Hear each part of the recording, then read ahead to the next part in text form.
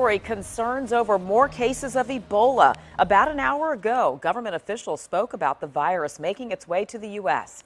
They told reporters officials are working with hospitals throughout the nation to prepare for more possible cases. This comes the same day as 2 people in the D.C. area are being monitored for symptoms. One is in isolation at Howard University Hospital, the other at a hospital in Rockville, Maryland. Neither case has been confirmed. And in Dallas, Texas, crews are working to clean an apartment where a patient infected with Ebola was staying. 4 people who were with him have been ordered to stay inside, and more than a dozen others who had contact with Thomas Duncan are being monitored for symptoms. It is a frightening thought, but cases of Ebola could pop up anywhere in the coming weeks. That's why doctors and hospitals everywhere, including here in Hampton Roads, have to be ready. 10 on your side's Jason Marks is at Maryview Medical Center in Portsmouth now with more. Jason? And Nicole, hospitals here in the area have been preparing for several weeks, as you mentioned, just in case. Now, I can tell you all of the emergency rooms here in the area are under heightened awareness just in case an Ebola patient should happen to walk through the front door. It starts here at the emergency room.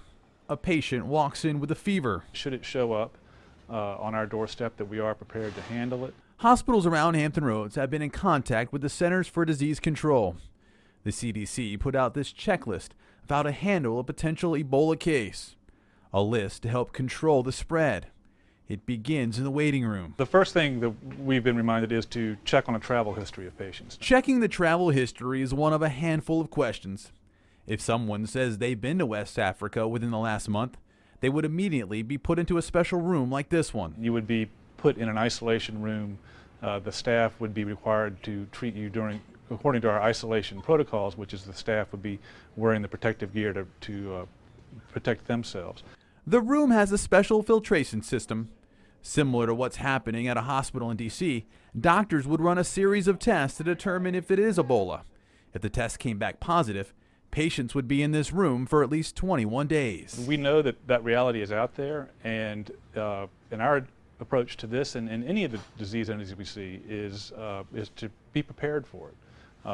If you hope that it doesn't come in, then that's not the right way to approach it. And we have checked with all of the hospitals in the area. There have so far been no reported cases of Ebola in Hampton Roads. That's the latest here in Portsmouth. Jason Marks, 10 on your side. We will continue to track the Ebola concerns. Check out wavy.com and our social media for the